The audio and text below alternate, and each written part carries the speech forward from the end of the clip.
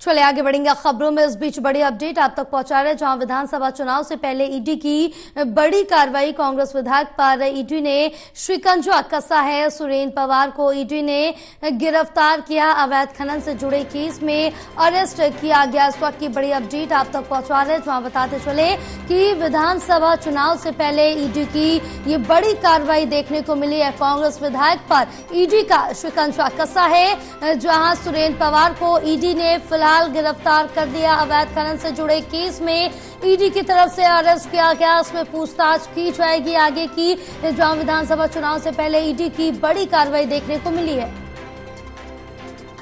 हमारे साथ हमारे सहयोगी कविता जुड़ी हुई है और ज्यादा जानकारी लेंगे।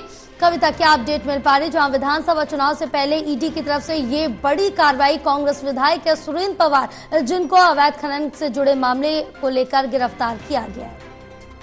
बिल्कुल जया, देखिए ईडी के द्वारा एक बड़ी कार्रवाई इसे कहा जा सकता है। सोनीपत से जो कांग्रेस के विधायक हैं सुरेंद्र पवार, उनको ईडी ने गिरफ्तार कर लिया है। और जो सूचना सामने आ रही है वो यही है कि देर रात ये पूरी गिरफ्तारी को अमल में लाया गया है और ईडी की टीम अभी विधायक को जो है अम्बाला कोर्ट में पेश करेगी और आगामी कार्रवाई को अमल में लाया जाएगा। लेकिन इस गिरफ्तारी के बाद से लगातार जो सियासी माहौल है वो गरमा गया है, क्योंकि इससे पहले दीपेंद्र सिंह हुड्डा भी सरकार पर आरोप लगा चुके हैं कि जो ईडी की कार्रवाई अब कांग्रेस नेताओं और हुड्डा की करीबियों पर करवाई जा रही है, ये कहीं ना कहीं विपक्ष के नेताओं को दबाने के लिए की जा रही है। और इसमें सुरेंद्र पवार का भी जो नाम सामने आया है वो इसीलिए आया है। इस तरह के आरोप दीपेंद्र सिंह हुड्डा भी लगा चुके हैं और लगातार जो सियासी पारा है अब वो गरमा गया है। हालांकि बीजेपी की बात करें तो बीजेपी के नेताओं की तरफ से बयान यही आया है कि जो ईडी है वो एक स्वतंत्र जांच एजेंसी है और अपना जो कार्रवाई है ईडी वो निष्पक्षता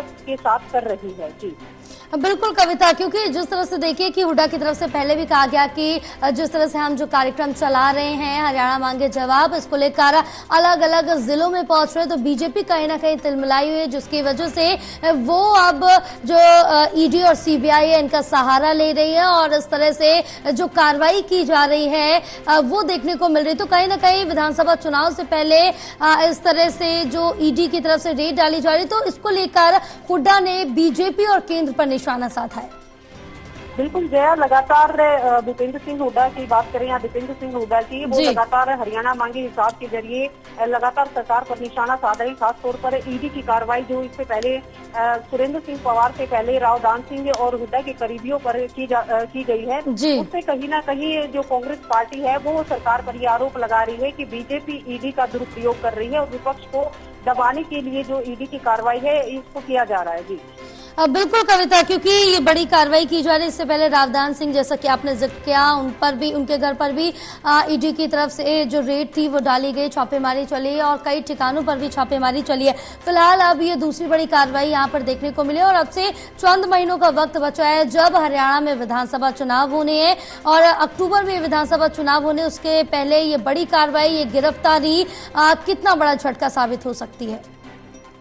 बिल्कुल जया, देखिए कांग्रेस के लिए इसे बड़ा झटका कहा जा सकता है, क्योंकि सुरेंद्र पवार एक बड़ा नाम है सोनीपत शहर में। वो टिकट के दावेदार भी, विधायक भी रहे हैं। यहाँ से एक बड़ा नाम, एक बड़ा चेहरा है। ऐसे में 4 जनवरी इसी साल उनके आवास पर और उनके दफ्तरों पर इससे पहले भी ईडी ने कार्रवाई की थी और कुछ अहम दस्तावेज लगातार 3 दिन तक ईडी की टीम ने यहाँ पर डेरा डाला था और उनके आवास से, उनके ऑफिस से कुछ महत्वपूर्ण दस्तावेज लेकर गई थी। और कल जिस तरह से दोबारा उनको नोटिस जारी किया गया था और उसके बाद से हिरासत में उनको लिया गया है, एक सियासी झटका कांग्रेस पार्टी के लिए कहा जा सकता है। जी बिल्कुल, तमाम जानकारी साझा करने के लिए बहुत शुक्रिया आपका।